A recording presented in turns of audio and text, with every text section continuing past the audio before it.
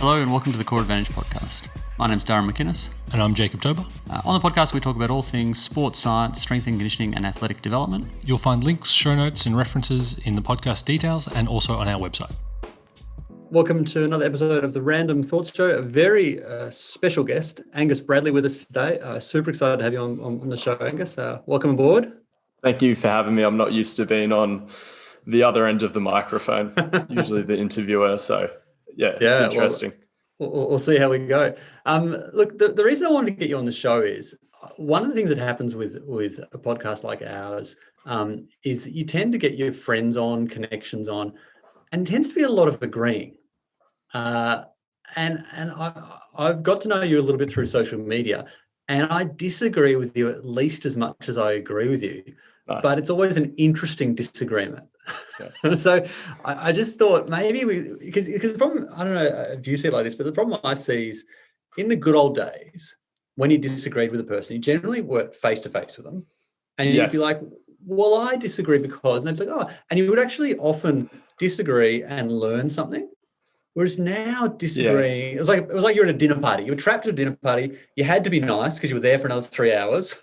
You couldn't just be a jerk. I think there's this sweet spot because it's like, in some sense it sucks because you can say anything and not be held accountable for it. But then in another way, it's sort of removed the whole gatekeeping of having to work your way into a position where you can have a voice. So it's like, there's definitely a sweet spot somewhere in between. Obviously, I really take advantage of the social media landscape and just being able to say what I want. And essentially, the odds of running into someone in real life are pretty low. Even though like these days, I never, other than Squat University, I don't really go after people. Well, that's going to be like my first question. That's so funny from there. So there's a specific reason for that as well. I got a good reason. I'm not just a mean guy. That's good. So look, I guess I want to dive into that, but I wanted to ask you, to give you some context for people. So Angus Bradley 92, that's your on Insta, and I stumbled across you because of I'm friends with Jamie Smith, and you're friends with Jamie Smith, and a bit of a fan of his work as well. Yeah. And I would read your posts, and I was reading your posts. I was like, this guy's like, he's half a shock jock, it's like Socrates meets Alan Jones. That's crazy. Yeah. I used to have to listen to Alan Jones in the school car on the radio really? All the way to school every week. For those of you that don't know, Alan Jones is a shock jock it's just a bad dude in a lot of ways. Says some bad stuff. Terrible opinions, but he is good at getting them out there. Yeah. He's very, very good. And I do have the journalist background. It's like tell us all technically about that. My formal education.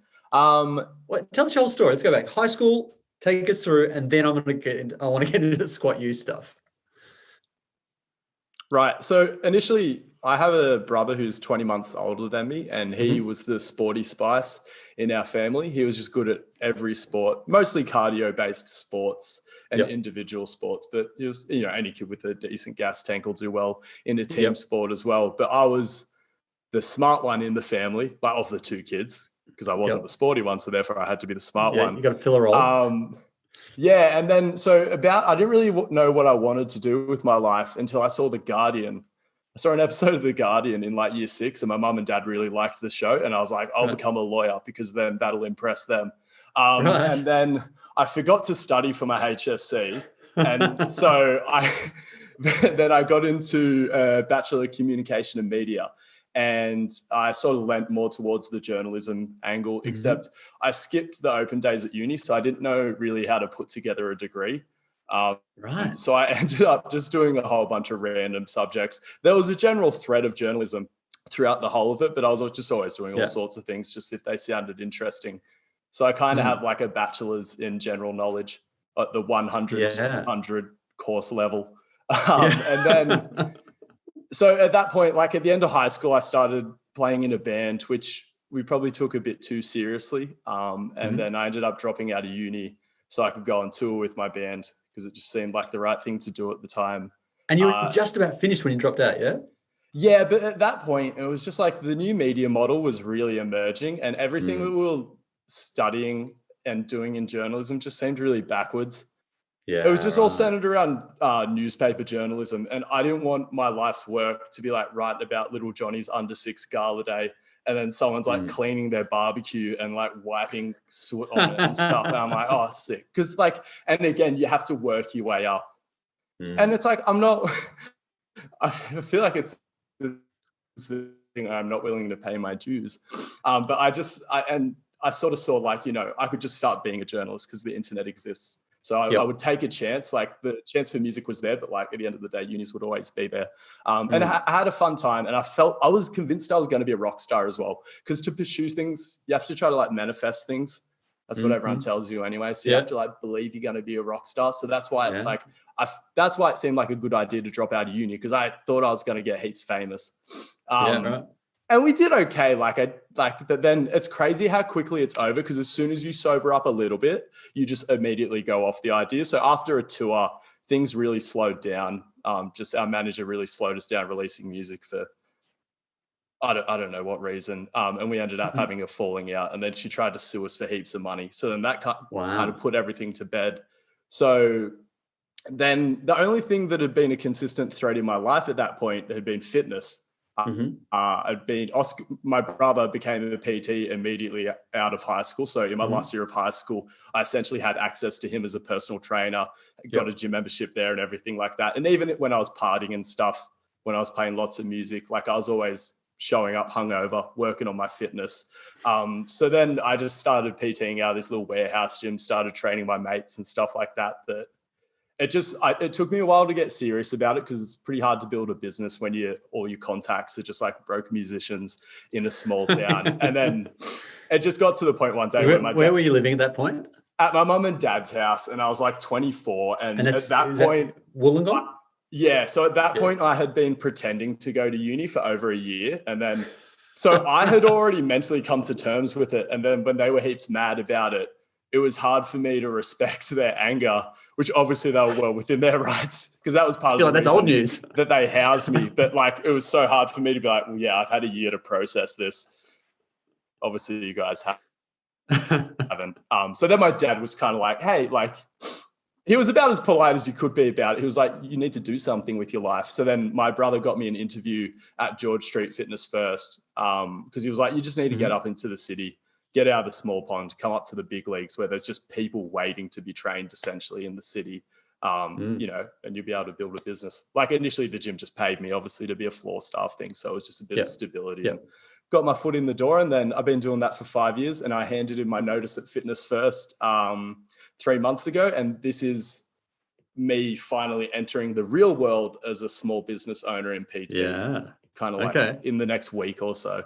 How exciting. I'm pretty stressed out about it, to be honest, but yeah, it's going to be good. I look back, so, for a long time before, so I started doing this in 99, and then it wasn't until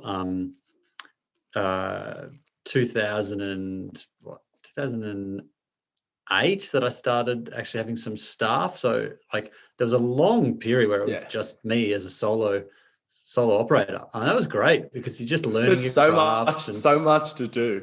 And you got lots of time to learn, and you're not having to worry about anything other than just your circle of influence and your circle of concern are in perfect alignment, like for you at the moment. And so that's really nice. Like that's we'll see. Like I pretend I don't care what people think, but like deep down, like I do react to it internally. You just got to stifle it, but like, because it's just not productive. There's a really good poem that I read when I'm feeling down. It's like called "Keep the Channel Open." I can't remember who wrote it. I'll mail it to you, but it's just about how it's not up to you to judge yourself in your own working, like get all the head noise in, like, because there's a bit of ego in not putting stuff out because you think it's like not ready or people going to judge you. You've got to actually put it out there to be judged. Nice. Otherwise, it's just all you, and it's like your own. It's like a mini version of like narcissism, all this little head noise. You're just thinking about yourself and your own work and critiquing. It's like, it's weird. Anyway. Okay. So here we are. So how old are you now? I just turned 28. So you're 28, you've launched your own micro business. It's exciting times. And And as part of your business strategy, it seems to me, lobbing hand grenades into various areas. Yes. Is a thing. So one of the things that, I talked to my staff about how I was interested in getting on the show, and they're like, is he a great bloke or is he a dickhead? I can't tell. It was a really interesting reaction. I'm definitely like a bit of a dickhead. Like, I see that. But is that like that energy that you're putting in, like you're deliberately crafting, I feel like there's hooks in what you're writing. Is it like that? Did you get taught that in journalism, the sense of kind of hooking someone in with a thing and then twisting the idea around? Yeah, like, it feels very manipulative. Every journalism class at uni, they're like, oh, there's this thing called the inverted pyramid, and it's like you just put the big stuff up the front in capital letters, and then you go from there. That's just leading just the most interesting fact. It doesn't have to be the most important thing. It has to be the most interesting thing. Yeah. Whereas I always want to lead with the most important. That's my instinct. Yeah, which is why I'm going to hell, because I'm just a bad. And how much? So we'll dive into a few of your posts later, because I think that they're great thought experiments, and some of them are just flat out great insights. They're not experiments. It's just like you'll say a thing, I'm like, exactly, and I didn't recognize that for 10 years, and he's worked that out earlier than I have. So well played. And other ones seem a little like thought experiments. How much of it? Like, I only say a thing that I'm absolutely certain of. It feels like. What's your thought process around what you're saying? Because like ultimately, and it's an annoying cliche, because I hate when people say it's like, oh, how can you be certain of anything? Because you can definitely take that too far. But I guess that's also in a certain way liberating to just throw it out there for disagreement. And like, there's a comment section there for a reason. And that's one of the weird things about disagreement, because I have trouble doing this as well, because a lot of my mates, when they do post something good, that even if I mostly agree with it, but I want to like challenge a bit of it and have a productive discussion. Often I don't, because it comes across as aggressive, and it's so hard with text to say it in the right way. And you also don't want to like have to preface it too much, because then that ruins like the strength of the impact of what you're trying to say. So it's all just like, there's like what you're saying versus what you mean versus like the medium. And then there's always so many things going on at once that you're trying to balance. Like the DMs is where the honesty can come out. And like to an extent, the comment section, once you challenge, you sort of break for me. Like, yes, there are caveats to this. But at the end of the day, like it's Instagram. I think if you put too many caveats on your things, you just ruin your own marketing. That's why smart people don't get ahead. You know what I mean? Like, because they know the caveats. It's like, it's okay. You don't have to put the caveats on everything. And there will be some wanker that calls you out. But again, it just drives up your interaction. Because I think that's the thing, right? People, they take things out of, and they'll just apply it in the dumbest context and be like, you meant it like this. And it's like, that's not what I meant. The classic, the straw man argument. So it's like, exactly. It's we should allow gay people to marry. Oh, so you're going to have us marry horses. Yeah. No. Yeah. It's like, keep it about the thing. Yeah. Yeah. And so you did your PT course. I imagine you've done a few other courses as well. What else have you dived into? So you've dived into some strength culture stuff that have been obviously influential. I mostly just dived into like how the journalism came in handy. Started a podcast. I probably had on, because we've had repeat guests. Like I've probably tell us all about high performance. So high performance podcast. Tell us all about it. So the gym I got banned from in Wollongong, they started a podcast, one of the owners, not the one that banned me, but his mate. And then we were like, we could do a better podcast than that. So we did it. Because we can just talk shit. A revenge podcast. Yeah. And turns out our podcast rips, like compared to theirs. And then, so it started out a bit more sports journalism focused, and now it's sort of turned into mostly coaches that listen to us and people who like to do the sport themselves. But initially we were we still do have a little bit of a sports, like we like doing reviews of the weekend sport and things like that. But like we did things in 2016, we got media passes and like went up and were official press at like the Commonwealth Games on the Gold Coast. So that was fun, because that for me was like full circle. It was like, I'm here. Like I saw people who were in my uni cohort and I was like, I'm here. Like I did it. Like I got there. But then it's also, you just realize how like dumb it is. And like so many of them are just mailing it in and anyway, but that's a separate thing. Like that was also just heaps interesting to interact with like the old media and like they're there and like their boss is there telling them what to do. And me and Oscar are just two goofballs who just walked into the same position. Like you just write them an email like, hey, can I come be a journalist at the Commonwealth Games? And because no one cares about the Commonwealth Games anymore, except for the old media, they're desperate for new media attention. They're like, do you want free tickets to everything? It's just... That's a good hot tip. Yeah. So that's been one of the best things about being in a podcast. Like it's just crazy what people will let you into if you ask them. And like... Yeah. Full disclosure, I haven't listened to your podcast yet. I will though. I've been on this thing. I have like there's so many hours drive each way to work. And so normally I'm a voracious podcast consumer, but we're still in lockdown here. So all of a sudden there's no, like if I listen to a podcast, it's like I can play with my kids or I can listen to a podcast at the moment. Yeah, no, I'm with you. Yeah. Sometimes when people ask me to listen to their podcast, it's like, if you're a close friend, like absolutely, I would do anything for you. But it's like you're genuinely asking for a couple of hours of my life, which I will give to you. But it's like you're asking for a pretty big favor. And look, I'll do it if I'm commuting. It's magic, or I'm washing the dishes or painting. There's lots of things, you know. Because I was commuting from Wollongong to Sydney every day for my first 3 years of PT. I was chewing through some podcasts. What are some of your favorites? I was mostly like comedians podcasts, like the Bill Burr Monday Morning podcast.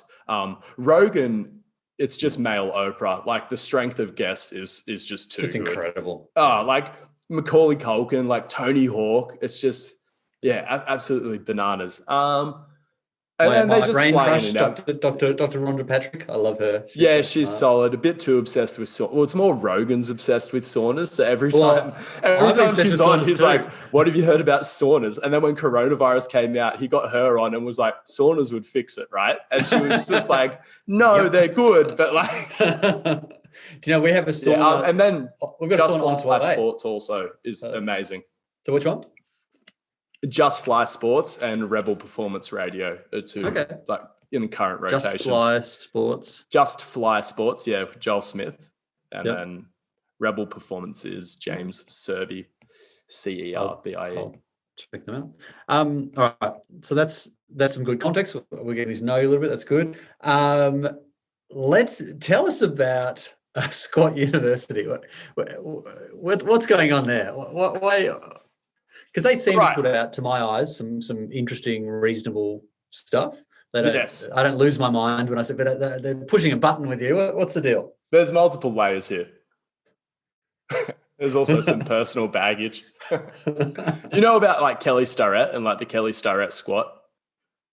Not really. Tell us. I know Kelly Starrett, supple leopard, CrossFit guy. Do you understand his squat prescription? It's quite a narrow.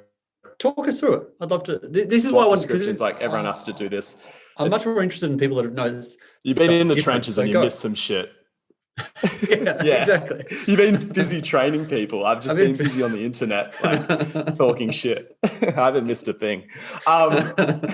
So basically, what I see Squat University as a descendant of the line of thinking of the supple leopard culture. Let's call it. And I know he's into McGill and other people and stuff as well. But we'll kind of get Stuart into McGill, who we've previously had on the podcast.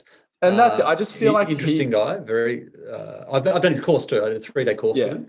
But I just feel like it's a bit. I call it boomer biomechanics. I think it's a little bit, and that's very disrespectful. I shouldn't say that, but that's just.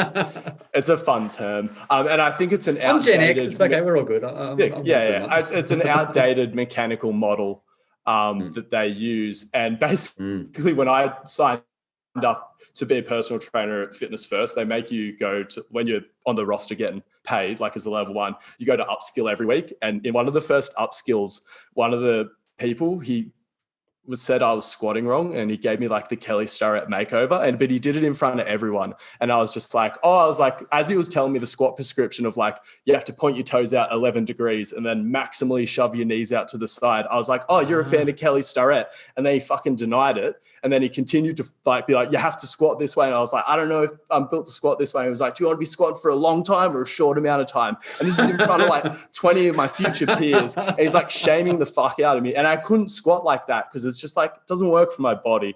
And then I kind of had a little bit of a tantrum. I was just like, this is dumb. And then obviously when I see someone like Squat U, he's got a similar sort of deal, like this really narrow technical model as far as he's very dogmatic about it, what he wants to see in squats and things like that. And I think he just convinces people that they're going to be inevitably in pain from certain things where it's just like, I think we can be a bit more nuanced these days. But then I understand, like, you know, with public health messaging, you have to keep things simple. So he probably does have a positive net impact. But why I feel comfortable criticizing him is he's doing fine. Yeah. Like he's selling millions of dollars worth of squat Bibles. So I can kind of safely try to question his model rather than like my mate down the road who practices Squat U stuff. It's like, if I talk shit about him, that's going to genuinely affect his business. So I'd rather shoot straight to the top and just be like, if I can talk about this up here, this can have a downstream effect on people I interact with.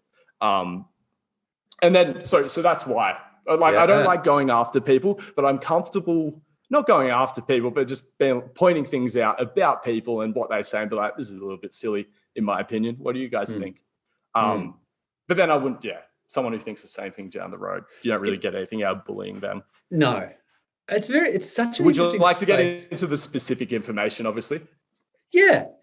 Well, first, I'd love to preface it because I think from my perspective, 25,000 hours into doing this, so I've seen trends and fads, and you see things come and go. People will tell you, "Oh, this is the only thing," and it's like, then 5 years later, actually, we were wrong about it. Like, I've seen, and what I see is just this constant pendulum of overreactions.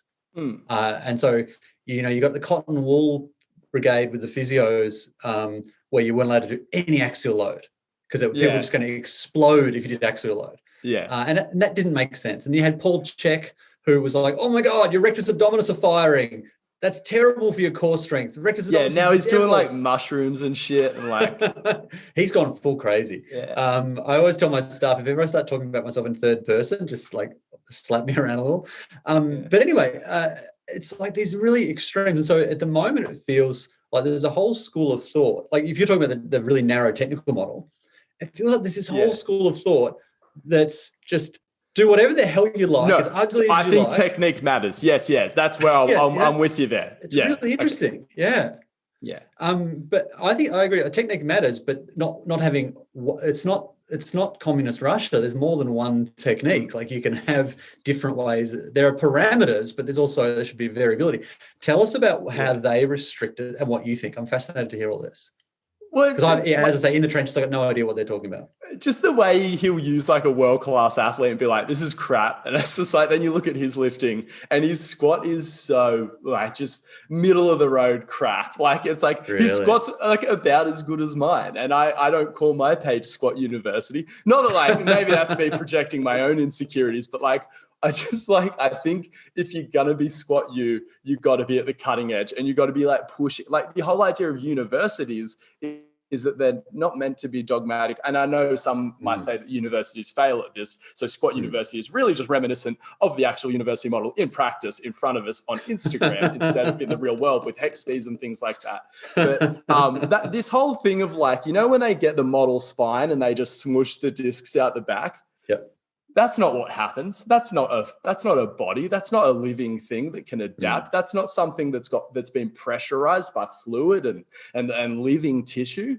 I'm not even interested in the robustness of a spine in a dead body that's still in the suit, let alone one that you ripped out, dried out, flexed a million times, like you're stomping on it, hitting it with the baseball bat, being like, look at how this thing degenerates. It's like, yeah, if you rip a disc out of a human and you smush a disc out the back, that's not good. Like it's really interesting. Yeah, and that's a hectic thing to see because, you know, biopsychosocial, you're just getting scarred in your head. Like I'm gonna break.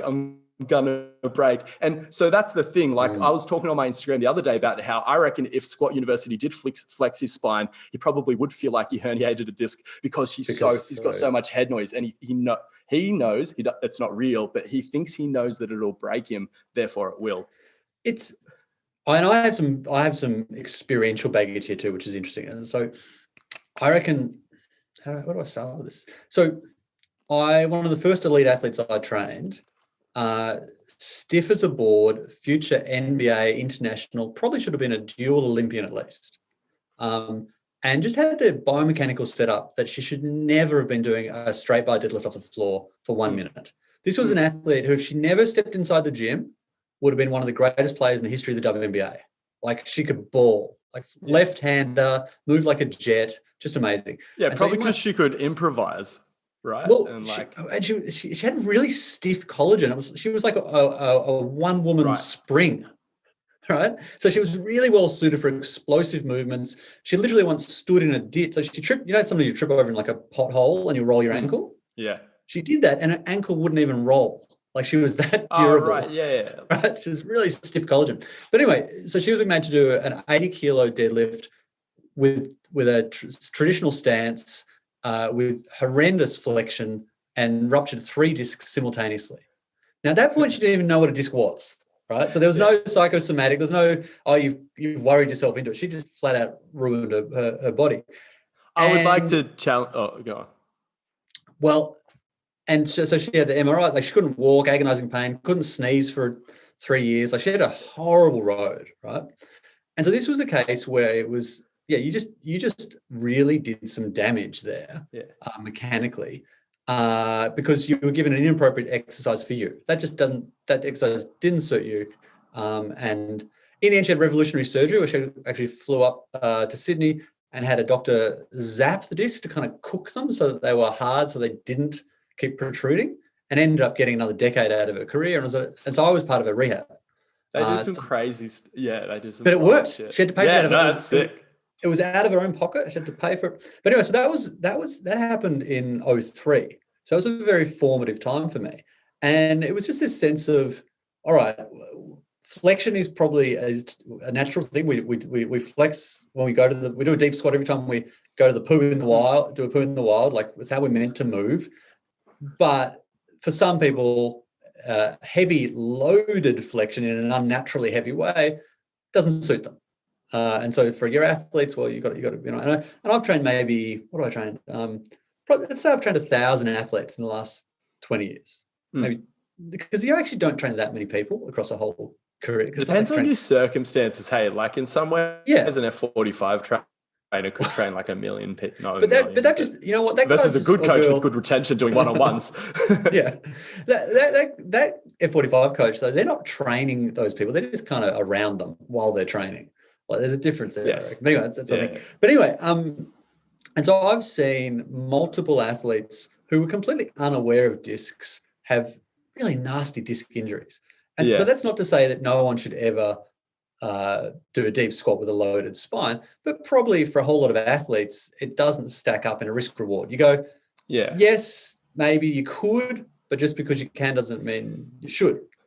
But like, if you're a heavy lifter doing powerlifting or ollie lifting, you have to. Yes. Yeah. There's no two ways about it. So it's horses for courses, isn't it? Yeah, because that's the thing. It's like, okay, so can you deadlift in flexion? Yes. Do you need to do that? Does that matter to a basketball player? I'm like, why is she deadlifting? So I think we agree there. Yeah. And then, so that's where, like, but that's the thing, because I reckon squat, you would deadlift her, because he was like, oh, power cleans are the best. Like, you're doing all that. Anyway, well, whatever. I won't put words in his mouth. But okay, so let's focus on just the weightlifting aspect, because I'm with you. Like, I'm not that into giving a barbell to most athletes, but for barbell athletes, it's like, he would just take an example of like the best person in the world and throw that up. And then, so in terms of the herniations and things like that, I think the big issue is, like, no one has a MRI of their back before they blow it out. They're the ones that I want to see. And I'm not saying that, like, I'm sure you blow out a disc doing anything, and then like a deadlift really is probably a likely thing to then provoke it. And like, okay, so that's still the cause of the pain. So it's really an intellectual thing. It doesn't actually matter in a practical sense. But then I think also you see people who deadlift in what I would call not ideal flexion for a long time without injury also. So there's something going on there. So, and then I think when I think about that, the only real research that I know of about predicting injury as it relates to technique most of it sort of says that there's no association. However, there is in the debate between Mike Israetel and I think it was Jordan from Barbell Medicine, one of the interesting things that Israetel brought up is there is higher injury incidence in strongman and like compared to other strength sports and other sports in general. There's just a lot of like bicep tears, and I'm sure backs go all the time. Yeah. But a lot of that is because the novelty of it, they cannot prepare as much for their specific events. So like this idea that if you flex your spine the same way, even if it's not what we necessarily consider good, but if you have, I guess, movement consistency probably does a lot for injury prevention. At least that's that's an assumption I feel okay making from that. Yeah, I think it's just the problem is that everyone, when you extend an argument, it's like extending a bridge. You actually weaken the structure, and everyone overextends their arguments, and it applies to. It's like no, just drag it back in a little. I mean, I have. If you said to me, how much would you bet that heavy loaded flexion can be catastrophic? Like I've seen people. So I worked in a powerlifting gym for 15 years. So I saw people start their powerlifting journey and go, and I saw them have their injuries, and it was very interesting. And I'd be interested to talk to you about the difference between the injury rates in Olympic lifting and powerlifting too, because I think there's a lot of stuff. Honestly, in weightlifting, people just thrash their knees more than their backs. Don't get me wrong, there's some back thrashing too. The other thing I just want to finish on with the deadlift thing is the interesting thing though also is just how many people blow out their back deadlifting. And I know there's people say it's like, oh, there's always flexion extension no matter what, but people who visually have that real schmick textbook looking deadlift, I see people screw their backs like that all the time as well. So it's just like, it's always in this thing. Do you want to hear my theory? So I think if you attempt to lift, for anyone over 5'7", attempting to lift a straight bar off the floor, if you really chase a perfect neutral, what ends up happening is a bunch of your vertebrae are neutral, but one of them does all the flexing. Right. Because that's not because of the natural curve. It's not, you're saying. Whereas you see some people that are doing a kind of a generally rounded lift, and like each vertebrae is sharing 2 degrees of the flexion, like they're sharing the load. Dude, I love when people talk about like neutral head position and then they just whack their chin on their chest, like the cervical spine isn't meant to be extended. And I'm just like, well, like I don't care. I do care about head position because it's a thing, but like I'm not married to a head position. But if you're gonna be married to neutral head position, actually Google a picture of like a neutral cervical spine. Yeah, I couldn't agree more. I am, like just as an aside, I really like. So we mostly use a trap bar deadlift, because if you said to me, Durham, you got to throw away your whole gym, one thing, like it's so coachable. But I call it the Gen Pop bar. Yeah, and I call it the athlete bar. Like it's just because it's really funny. Like the straight bar really should just be called the competitive lifters bar. Yes, yeah, because that's what you have to. It's the piece of equipment. The physical culture bar. Yeah. Tell me, so you feel that that the Stu McGill thing, it's not that itself, and I agree with you. The evidence, it's not a compelling argument to me that, with greatest respect to Stu, that this is how dead bodies respond to mechanical stress, because it's a dead body, so it's not got it's juices basically in it. But anecdotally, like if I go through my top 5 career ruining, like literally top 5 people who had the Olympics taken away from them, all 5 of those people are, one was squatting really heavy, one was deadlifting really heavy, one was squatting 140 kilos with a belt. The belt buckle broke at the bottom of the squat and lost neutral and was hospitalized for 6 months. And the other was deadlifting, a discus thrower, future Olympian, told on day one, go over. I sent her over there with 120 kilo and 110 kilo trap bar deadlift. And on day one was told to hit 90 on her second set on a straight bar and hadn't done straight bar before. And then the other one was, it was a girl doing a 60 Division 1 college, 60 kilo front squat. So not that heavy, but just caved forwards. Yeah. So there's something going on there. It's just with that, unintentional and unanticipated heavy loaded movement. That is, I think that is the closest thing I can sort of find that encapsulates all of it. Most of the injuries, right? Yeah. It's like a sudden wrenching. Yeah. With the McGill thing, what I don't like about McGill, other than just his whole model, but let's exist within that model for a second, because I can live there for a bit. What is the cost of too much extension is an interesting question, because he just acts like he's taking this low, medium yield, super low risk play by avoiding flexion. But it's just like, I've lit my whole back up just like doing too much extension, and that was also just like actual movement under load, but like they go together. Like he says that one's more fun than the other, and I think just both ways you can just cook yourself, and especially what the extension does to length tension relationships at the hamstring, at the lower back, or obviously it moves proximally to distal affects everything. I think they don't acknowledge that the downsides of the other thing. I reckon it's interesting too, because you can be right and wrong on this stuff at the same time. So the thing is, if you're on a population-wide basis, you can have a lot of people get shitty performance and a grumpy back from being jammed up into extension a little too much. But it feels like they're more reversible, like that is more reversible than the irreparable damage on a disc. So, and if you're in Stu's world, where you're the last resort. Like people bring you in because they've tried it, because you have a catastrophically bad back. So he sees this very particular, he sees the opposite of what you would see a few people with stiff backs because it's life. They mentioned in passing, oh yeah, my back always hurts a bit. That annoys me. Like that's what we see most of the time in life. But he sees the worst of the worst who are throwing a Hail Mary to try and rescue themselves from agony. So he's going to see a very different set of people to who we see as well. He's also got like he's also got like books to sell. And I'm not even saying that this is conscious. I reckon that this is unconscious. If I was flogging heaps of spine books on why you shouldn't flex it, I feel like it would be borderline impossible for me to process the idea that flexion's okay, because I'm like, but the books. Yeah. I sold all the books. Like you're missing the book. Big stacks of books. They ship out boxes of them every week. Interesting. It would be so hard. Like same as Scott University, because he thinks it's bad, he shouldn't do it. Like for McGill, and that's the issue of just like the confirmation. Just because what are the odds that he's got the best ideas ever on how the spine works? Like.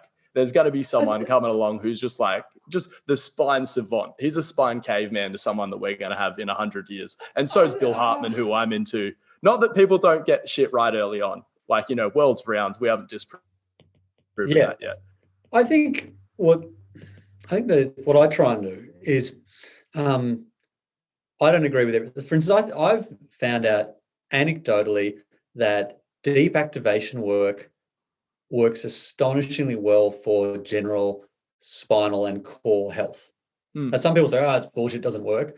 But like we've got a big sample. We train over 200 athletes. We've got a large sample size. We can play with stuff. And my logic chain was, a friend of mine worked in an elite sporting club under arguably the best injury prevention specialist in the league and learned some tricks. And then he said, hey, I've learned these tricks. And I said, oh, they're interesting, and then did nothing with them. Yeah. As you do. But then one of them was how to switch on your multifidus. And I started doing it because I always had a bit of a stiff back. And my back just almost tightness evaporated. And so I was like, there's something here. And I tried to talk to Stu about it, and he didn't want to borrow it. Sorry, what were you going to say? You know what I reckon that is most of the time? The body loves a novel experience. I think it's supremely underrated.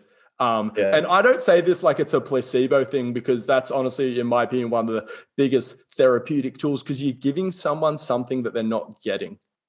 Anything that's novel. Yeah. And people always, what's the best program? The one that you're not doing. Like, what's the weakest muscle? The one that you're not training. It's just like, give them the thing that they're not getting, give them that novelty, and that will always have a positive outcome, no matter where the injury is. In my opinion.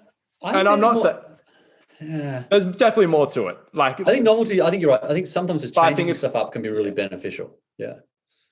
But and just with I think all those deep core muscles, I'm heaps into that, but I'm also like, let's get it moving. Like, that's good. Like 100%. Yeah. Let's do both. Let's use them. Let's get that pump going. Let's get that thorax compressing and expanding. And I think the isometric strength in those muscles is valuable. But I think depending on what crowd you're from, some people probably need to focus a bit more on moving it. Whereas Stu McGill and those people seem to be more, no, everyone needs the isometric, the stability aspect of it. And I think stability is an interesting concept. And that if you just focus on movement, usually things work out. Yeah, I reckon I want to dive into the thoracic stuff with you in a minute, because you think that's that the rib cage is very slept on, and I think I agree with you. I reckon there's something in this idea of when you get muscles firing in the right way. Where you run into a lot, what I've seen anecdotally is you have people who like crazy tight spinal erectors that are working like so hard to try and compensate for a lack of like there's weakness and instability because nothing else is doing anything. Nothing's doing anything, so they're just like, shit, we've got to do it, and they're just grabbing. So when you do and so when you apply a dose of pelvic floor TVA and multifidus to that person, all of a sudden their deep system starts to anchor them a little better, and everything else can relax and you can move. So we had a kid come in once.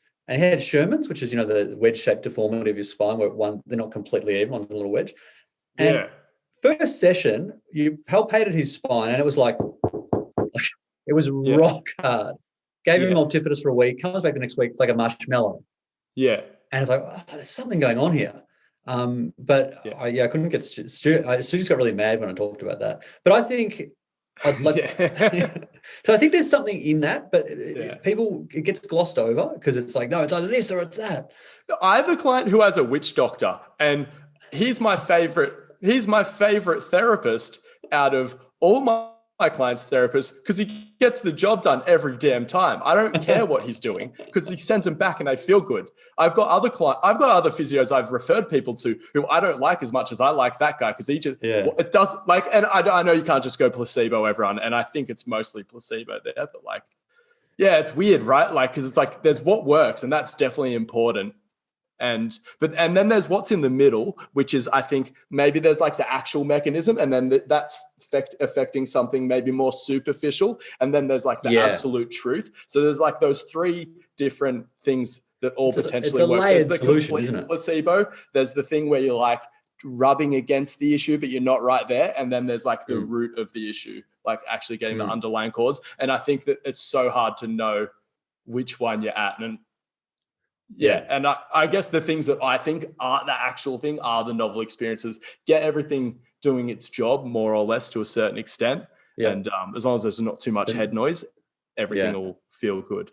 The novel, I think, and just doing stuff, just moving stuff in a different way to unlock things and get things moving, or just one of the things I keep yakking on about at the moment is just humans thrive in a variable environment, like walking over uneven surfaces.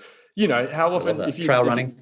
I've done the Bulgarian method when I did weightlifting. I literally just squatted, snatched and clean and jerked, and like you start to feel bad. And then you do I got to the point where I did bench press and it felt therapeutic for my shoulders. And like, I think that goes to show you that you can get so stale that even bench press can be a rehab exercise. Bench press is just put on this pedestal as like the biggest non-functional piece of crap, but it's all relative. Yeah. Tell us, I want to talk about the thoracic, but I want to talk about your weightlifting. So you competed as a weightlifter, or you just played around? How far did you take that? I tried really hard. I just didn't actually do any comps. I did a novice comp, and then as I was going out for my third snatch, the judge off to the side, I was chalking up my hands. And there you go, save some for the other lifters, bud. And then I was like, am I doing this wrong? Like, do I even know how to chalk up my hands? And I went out and missed. So I don't think I was I'm not a good athlete. Like I don't have a good mindset. I like to compete occasionally because I think it's good for me. But I kind of just did it for my training, and you still do them regularly. So you do not so much. So I was trying really hard with weightlifting up until shutdown, and then I just got back into surfing, and I've lost about 8 kilos. It's pretty much all come from my quads, and I haven't looked back. Okay, cool. But I still tell us love about it. Surfing. You've launched a little surfing mini business, haven't you? Tell us all about that. Yeah. I did Jamie Smith's coach development program, and I have always been against I know I'm not the right personality type to hire someone. So the way for me to scale my business is try to replicate myself through products, which has also just been like the best experience, because I was like, what do I do when I train someone? Because usually I'm there to say what to do, or I write it down like that week. Like I'll plan a month ahead, and I got, things like, but largely I'm doing the coaching, but can I replicate myself with just a sheet of paper? Which I think ego says, I was like, nah, my systems are too complex for that. But then it's like, there's a certain ego in that. So I'm just like trying to and that's the thing, because once you've captured it in time, then it has the opportunity to get stale and be criticized and to not be a representation of you. But again, I think it's a bit of a personal development exercise, and it's a little bit of I'm hoping I can sell heaps of surfing programs and make a lot of money. We'll see. Because this is something where I'm going much more, all my content on my personal page is centered around, I want to get as complex as I can, as my chimp brain can. But then with this surfing thing, I've got to be like clear communication. Like they don't know what hip internal rotation is. They don't know what pronation of the foot is, but that's important to surfers. It's huge for them, and it's completely overlooked by all the other surfing programs out there. So how can I get these people to care? What's a good surfing program look like? What's a good surfing? Because I've surfed a tiny bit myself. Like I'm not at all good, but I've been able to stand up on a board occasionally. Like that's the full extent of it. And I was quite good at it because I'm short and I'm strong. So for a novice, I was better than you on average. Yeah. Because short legs, long torso. You're the frame of a surfer. Like a lot of the guys on the pro tour have a body almost identical to yours. Yeah. So.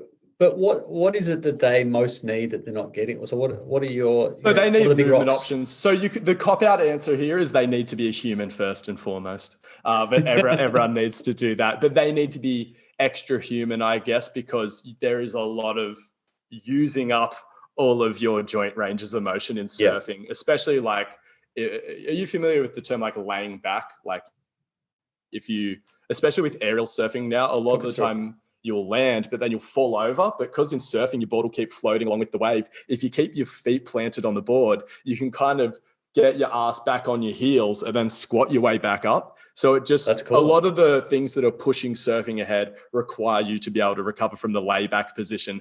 And if you don't have really, really good insane hip internal rotation and tibial and dorsiflexion and pronation and all the things that ride along with that, you're going to have a very hard time keeping most of your weight within your base of support. Because it's all this, people now, one of the new fads is talking about this inverted triangle shape. It's like a jumping shape, and like the knees come in. It's like, and it's like reflexive, right? It's like some people do think it's a mechanism for injury. I think it can be, but I think if you do it well, if you got that good knees in, I think you'll be fine. There's good knees in is so different. Like, so if you're moving, it's a basketball example, but if you're moving hard right and you want to do a pull-up jump shot and you don't have a base of support like that, what happens is you're going to shoot that jump shot off. You're going to miss completely because your momentum's carrying you right. Yeah. So you need to correct, just like a sports car. Like sports cars have cambered wheels, like the wheels are turned in a little bit. So there's a time and a place. And so you'd have to have that for surfing though, because you need to control you can't be totally stacked. You've got to be in that position, haven't you? Yeah, and obviously then like to get your knees in well, you need to be able to keep your fifth met head, like that pinky toe side of the ball of your foot glued to the ground, because that's sort of how you maintain that base of support as you internally rotate, pronate. And that's kind of like the propulsion as well, ER, IR, up and down, flex and extend, compress, expand. That's how you generate a lot of your speed and things like that on the surfboard. And then like the main injuries that happen to surfers is sort of a lot of groin strains, hamstring strains and things hammy like strains, that. So really? Yeah. Mick Fanning had that huge hammy tear because he hamstrings, especially because you don't land upright, you land bent over in surfing, and a fair amount of hip flexion, like hips back. It's quite deadlifty. Yeah. Mick Fanning tore his hammy off the bone just coming down from a big floater. Lots of surf, and you can blow out ankles and things like that. So there's like, if you are doing high performance surfing, you need plyometrics and things like that. But even like, let's just say for like some guy learning to surf, these things apply to all surfers. Just paddling around looking for waves, you're going to be in a fair bit of thoracic extension all the time. Probably just extending your whole spine. I got really good at it. I have big calluses under my ribs because you're always lifting things up. You want to be able to see. So just doing some things out of that shape, because I think people are always like, oh, specificity. If you do enough surfing, it's like, let's focus on expanding and getting air into the back of that rib cage. And focusing on upward rotation of the scaps and things like that. Heaps of shoulder dislocations. Really? You can be a good swimmer, and if you dislocate your shoulder in the surf, you're into trouble. Yeah. You're strapped to a floating thing, but things can get very hectic. So avoiding a shoulder dislocation and rehabbing shoulder dislocations is something that a surfing coach should probably be pretty informed on. And so let's talk about that for a minute. Dislocations shoulder's such an interesting, because you're always reaching, right? So it's always vulnerable. You're always sort of getting that head out of the socket, and then something hits it when you're not ready. A wave breaks on your arm, and it's just the chaos of it all. I feel like I'm being very basketball centric, but it's exactly the same. So the number one that's all you have to compare it to. Yeah, know the way broadly, and you shall see it in all things. Well, the number one mechanism is you're reaching up for a rebound, and you're fully extended, and someone bangs you here. And same.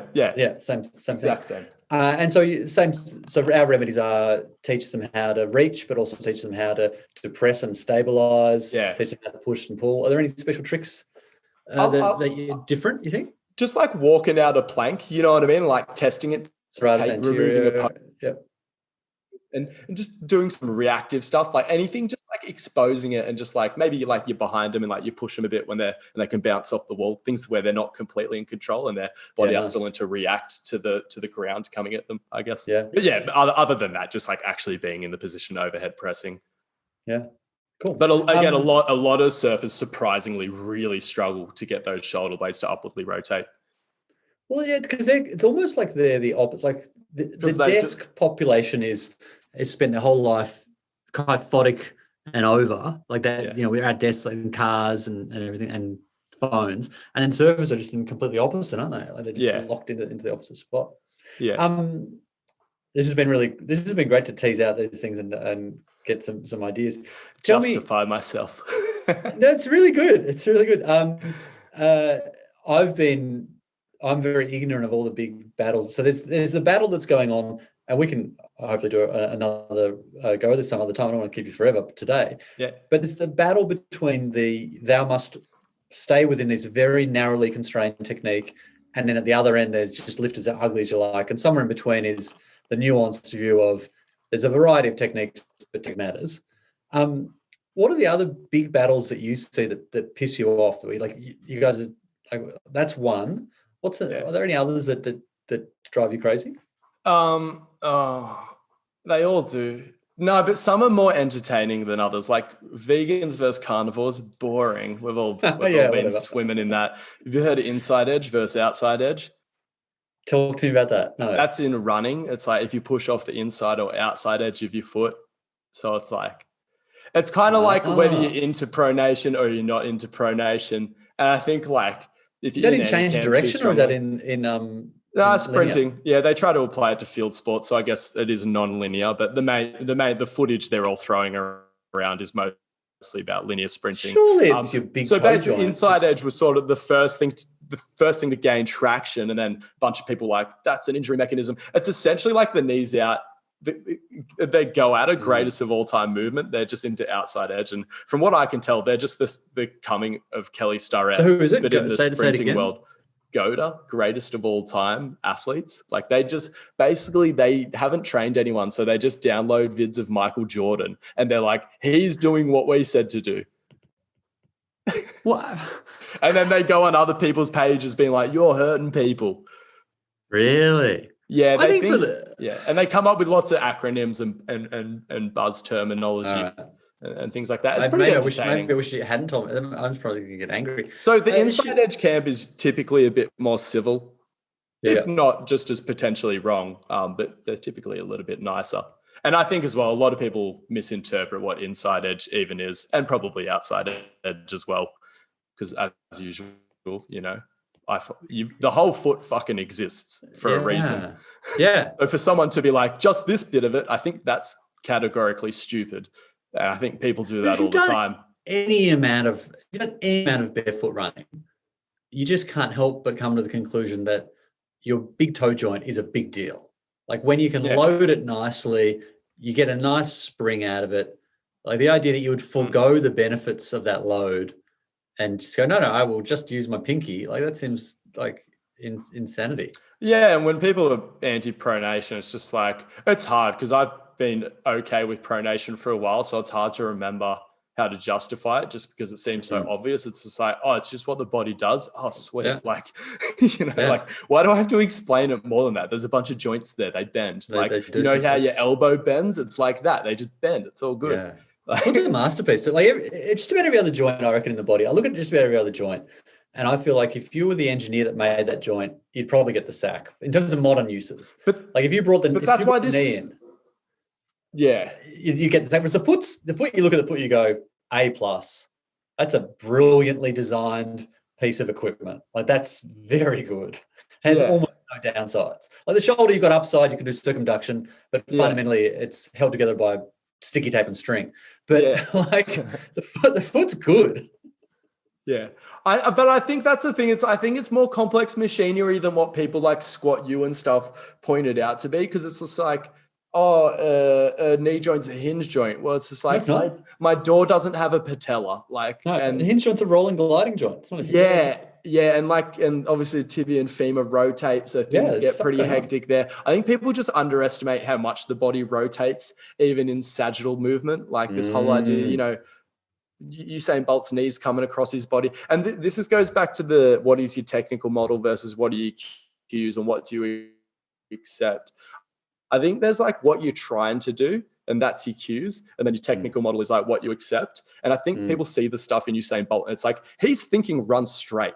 Like, run straight fast now. Go when gun goes. Like, he's not thinking, do everything that I'm doing. No. And then people watch it and they're like, you've got to think, do everything that he's doing to make athletes good. And it's bonkers. People just completely lost it. The single most important thing he's doing is he's staying relaxed. Yes. You know, that's huge. That's such a big deal for spring, just staying. Especially to have that career. Yeah.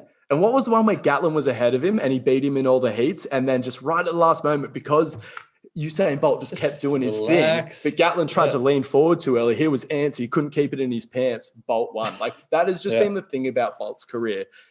How many Olympic cycles did he go through? Like, there's no way he can be at the top for that long unless you're a chilled out dude. Yeah, because I reckon he's a rare breed in that he's a parasympathetic dominant sprinter. Yeah. And that's been a really big part of it. I was watching I don't think that's as rare as what you might think, though. I think because Andre de Grasse is apparently super chilled out, and like all those Caribbean people are like super chill. It's a key trait. Yeah, like what I'm saying is rare in the sense of those people are overrepresented at the top because they don't tear hammies, because they stay loose, they stay relaxed. And it's the rest of us that get tired. It's interesting. I was watching Mike Wall's Functional Strength Coach 7 last week. Some really interesting stuff, and he was talking about his rules. They're doing a lot of high speed sprinting work with their athletes.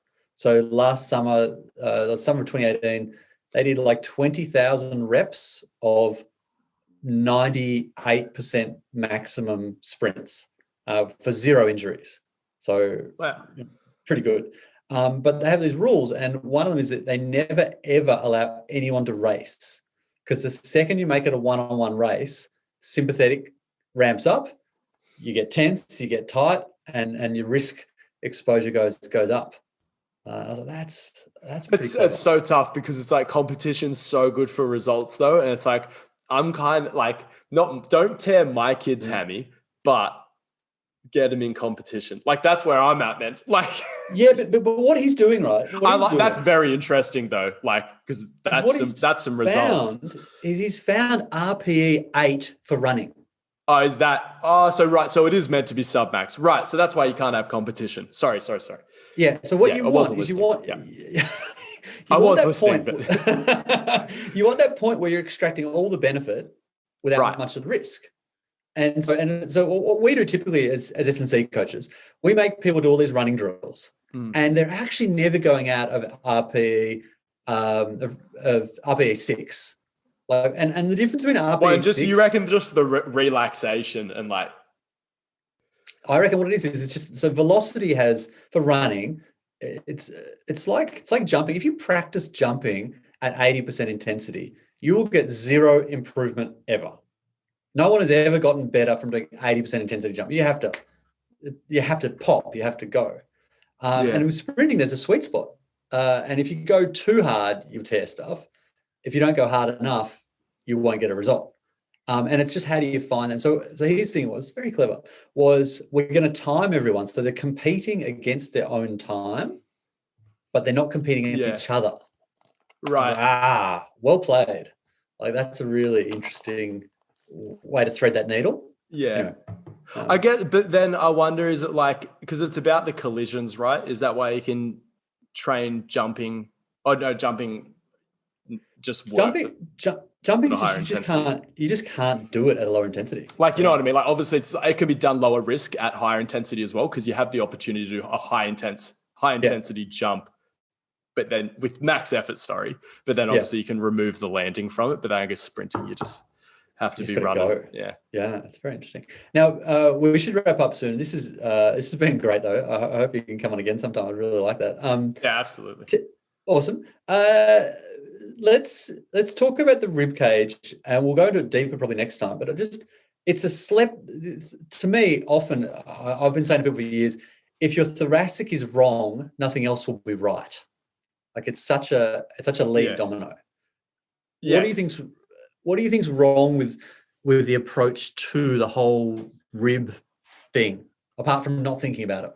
So let's speak in real general terms, because obviously everyone has their own special circumstances. But I think people just unnecessarily extend spines in general, particularly thoracic spines, or what they perceive to be thoracic spine, but they've gone all the way down to lumbar spine. Sorry.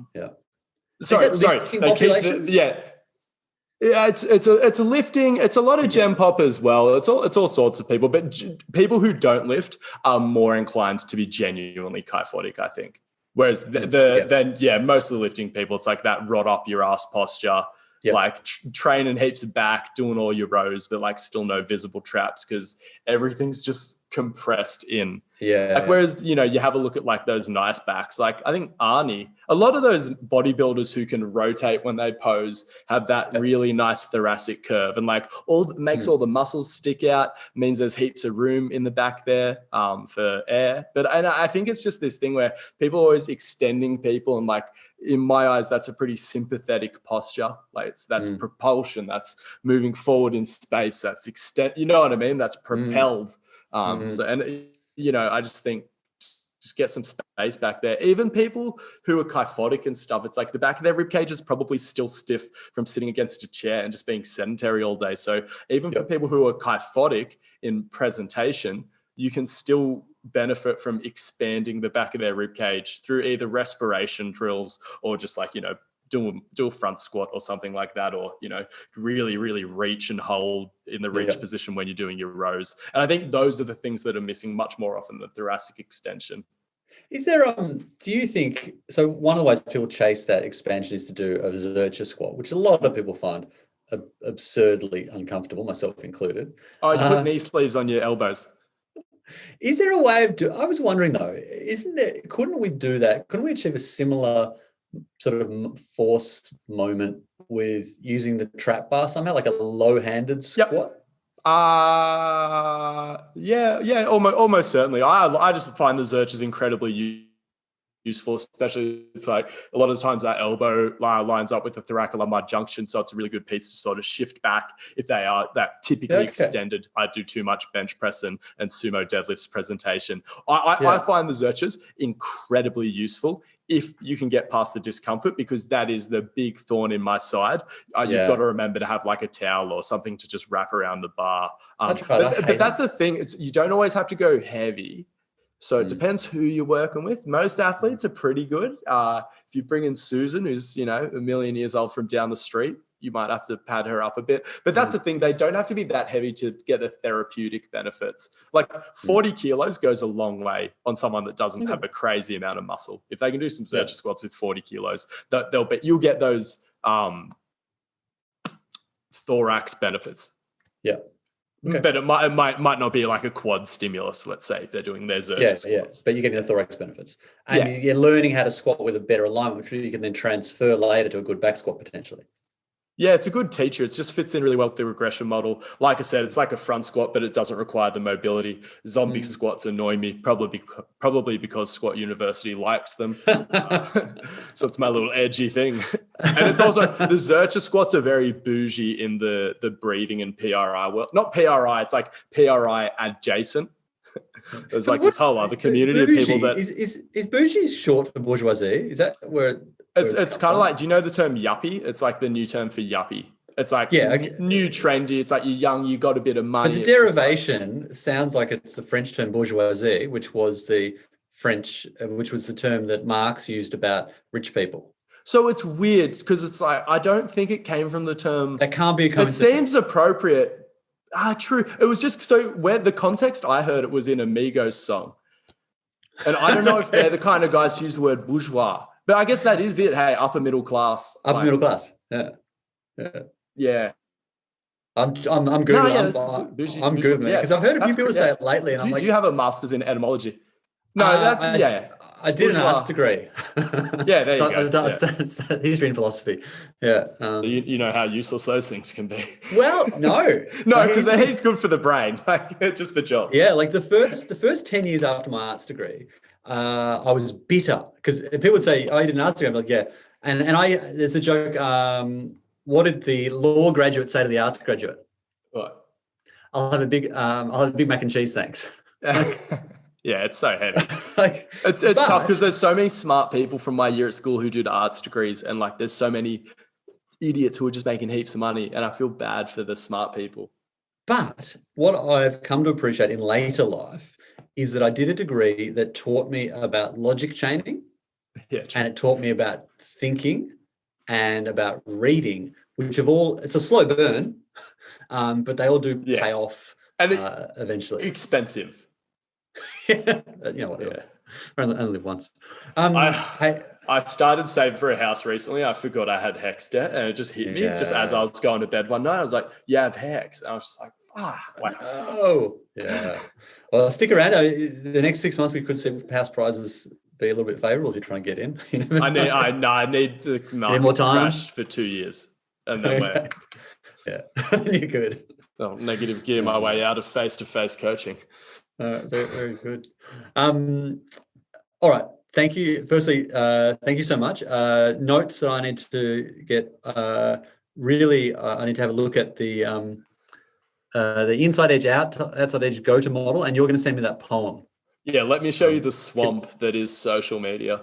Yeah, I want to learn a little more. I don't want to just be in the trenches. I like the trenches; they're good, but I want to learn a little more. No, it's time to emerge. Yeah, thank you so much for taking the time. This has been awesome. It's been a great discussion. Hopefully, we can have more of those. No, thank you. It's so nice when anyone wants to.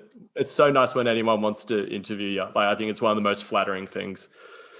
Yeah, cool. Yeah. Well, it's been brilliant. Listen, you have a great day, and we'll see you on the socials. And so it's Angus Bradley 92.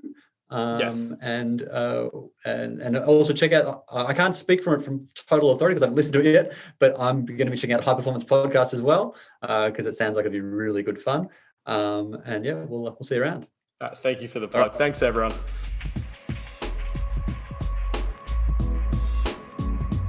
And before you go, hear from some of our alumni about our career transforming course, the online mentorship. Learn more about how you can join at our website.